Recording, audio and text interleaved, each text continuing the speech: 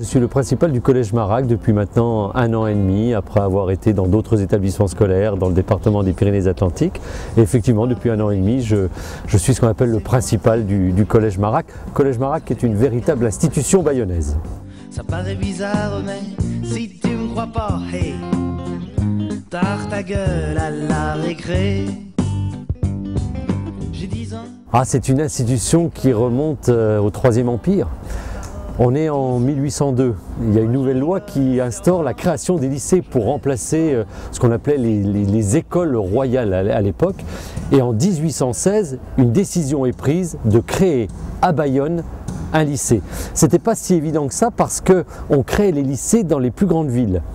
Et même si Bayonne à l'époque avait 20 000 habitants par rapport à Pau qui n'en avait que 16 000, Bayonne était une ville commerciale et elle était, on se disait, un peu plus populeuse que Pau, la ville anglaise. Et donc le premier lycée a été créé à Pau, mais il fallait absolument créer un lycée à Bayonne.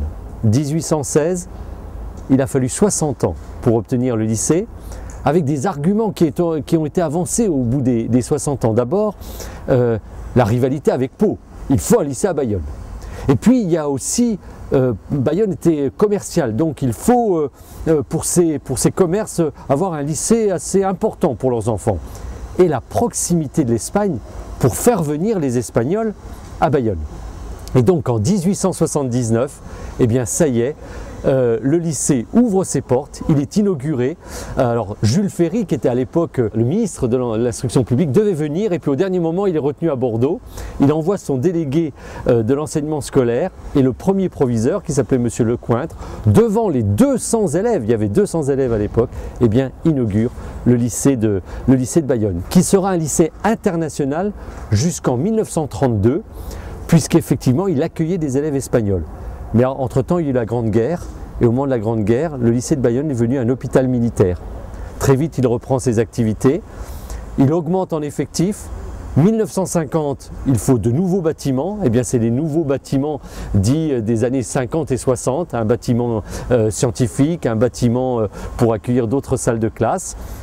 On évolue comme ça, et puis il y a 5 ans maintenant, le Conseil général des Pyrénées-Atlantiques décide, dans sa politique d'investissement des établissements scolaires, de restructurer Bayonne. Comment? Eh bien, refaire revenir, comme l'avait voulu Charles Lecœur, l'architecte, dans les bâtiments historiques, toutes les salles de classe, et de détruire effectivement les bâtiments dits des années 60. Voilà pourquoi, depuis le mois de juillet, nous avons commencé cette restructuration pour 2 ans et demi, avec un budget important, 16,5 millions d'euros.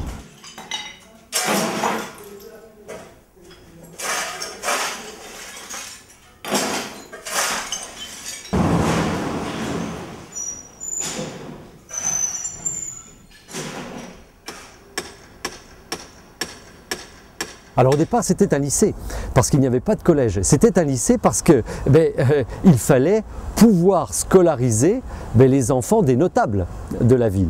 Et Bayonne commençait à avoir des notables et donc il fallait le lycée. Et donc, voilà pourquoi on a construit un lycée avec un internat pour accueillir des élèves venant de plus loin. Et à la suppression, à la création des collèges, eh bien, le lycée de Bayonne est devenu un collège et le lycée Cassin a pris la suite comme lycée. Voilà pourquoi il y a cette évolution du lycée de Bayonne, lycée de garçons, et qui est devenu un collège, le collège pour tous, le collège unique. Ça a été le premier lycée de Bayonne et l'un des premiers lycées avec Pau d'Aquitaine.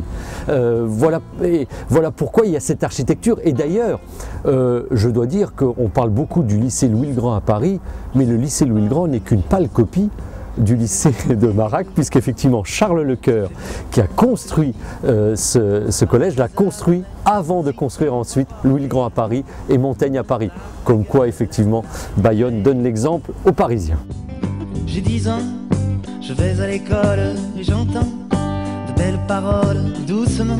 Moi je rigole, cerf-volant, je rêve, je vole. Si tu me crois pas, hey, La chapelle, c'est quelque chose d'extraordinaire au Collège Marac. C'est une chapelle avec des vitraux, c'est une chapelle avec un plafond peint. Il est évident qu'en collaboration avec l'architecte des bâtiments de France, avec l'autorisation de l'évêché aussi, puisqu'il y a eu discussion, réunion, eh bien la chapelle va être complètement réaménagée. Au rez-de-chaussée de cette chapelle, il va y avoir le CDI, le Centre de documentation et d'information, un lieu de connaissance, un lieu aussi de calme, un lieu de lecture. On va essayer de faire aussi, c'est de remettre dans ce CDI la bibliothèque classique qui était à l'origine du lycée, qui date donc de 1879, avec des ouvrages qui datent de cette époque-là, pour que les élèves puissent avoir la connaissance aussi du temps passé.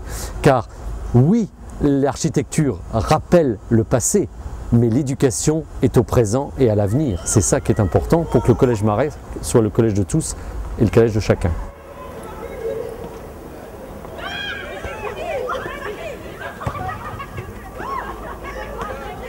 À l'heure actuelle, Marac a été restructuré pour accueillir au maximum 794 élèves, un peu moins de 800 élèves.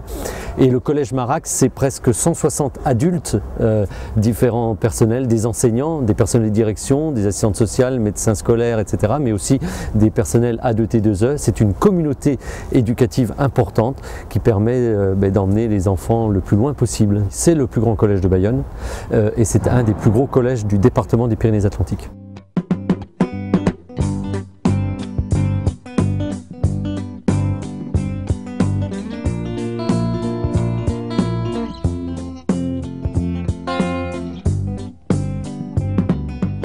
Alors, la coupure du ruban, normalement, et je vous donne rendez-vous, ça sera fin août 2013 pour que, à la rentrée 2013, le 1er septembre 2013, eh bien, on puisse ouvrir complètement l'ensemble de Marac. Tous les bâtiments seront prêts, même si effectivement le 1er septembre 2012, la moitié de Marac sera restructurée et les élèves vont connaître un début de cette restructuration. Mais vraiment pour que ça soit complètement terminé, 1er septembre 2013, donc rendez-vous au 1er septembre 2013 pour une grande fête autour de Marac et puis se souvenir, parce que c'est des souvenirs, c'est ce qui fait progresser.